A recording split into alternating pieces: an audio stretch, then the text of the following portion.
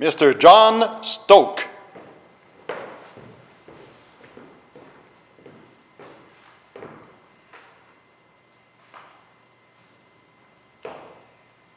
Dear graduates, on this special day, with friends and family and news crews about, you may be hungover and battling with a bit of anxiety. Anxiety about your strengths, your weaknesses, your passions, your origins, your obligations, your prospective domain in the world. You spend so much time excelling and meeting the expectations of your guardians and old tenured institutions, of being told to jump and jump higher in a simulated but pressurized environment at the price of, well, indentured reimbursement. That you forget you have experienced only a small fraction of your life, that you have the whole thing ahead of you yet. You wonder if you have what it takes to thrive, or just to survive, to build your own expectations, to create a place of belonging for yourself. I don't hope to answer all of your questions, but I was invited here, so I'll share a few observations that my own life and work have afforded me. We live in a world transforming at an exponential rate. Truly, we are all fortunate enough to be the witness of an industrial revolution, what I believe will be the most pivotal moment in history of humankind since the Western Enlightenment.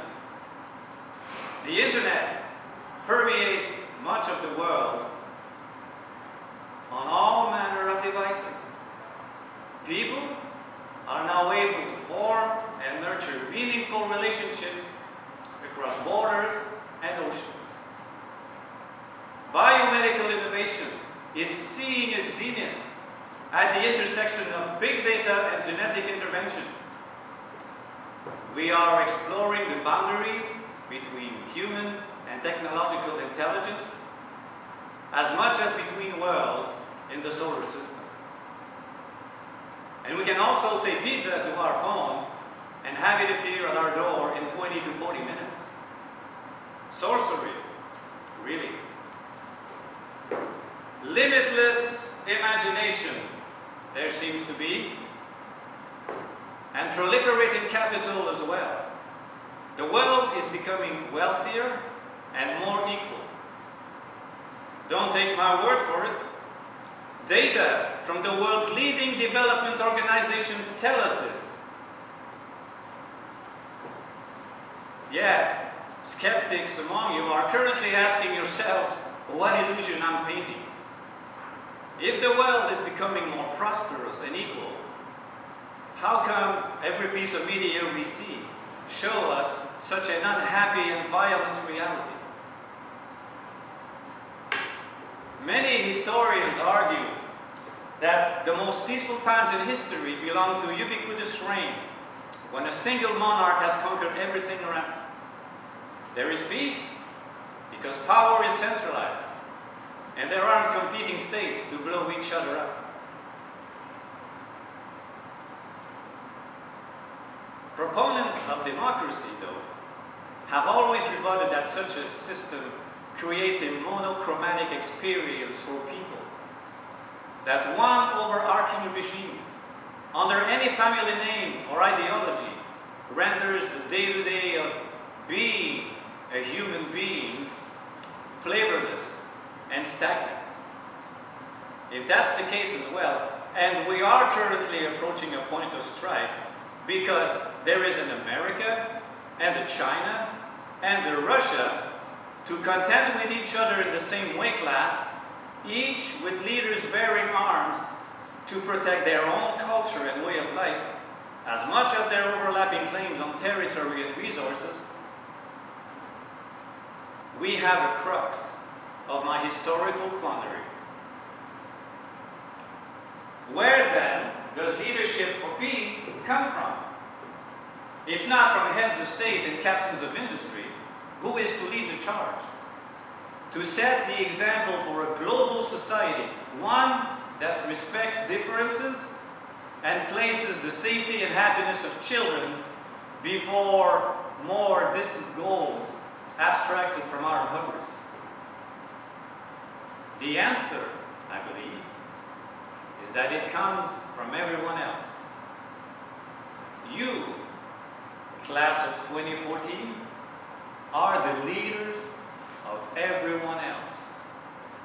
A group of brilliant young minds from 100 countries who are born from vastly different backgrounds but have spent 4 years in the utopia of college, studying, researching, organizing, sporting, whining, dining, hugging, whatever rhymes with hugging, philosophizing, playing, being, coexisting in a sphere of youthful passion and intellectual energy. You are the hope for keeping us all on the boat headed toward a new horizon. Together, you have the distilled potential and humility to be everyday heroes, to innovate, to place each other before yourselves, to watch each other and each other's communities grow because you want to see it, to fear ideology and bad pragmatism, altruistic pragmatism. Show us a solidarity the world has never seen before. Do it with your own colors and accents and shapes and notions held brightly in one another's eyes. Do it now and do it loudly. If you accept this responsibility, I'm happy to give you a job. Wow. I guess that's what you wanted to hear. Thank you for inspiring us all to be better. Now go forward and distribute the future.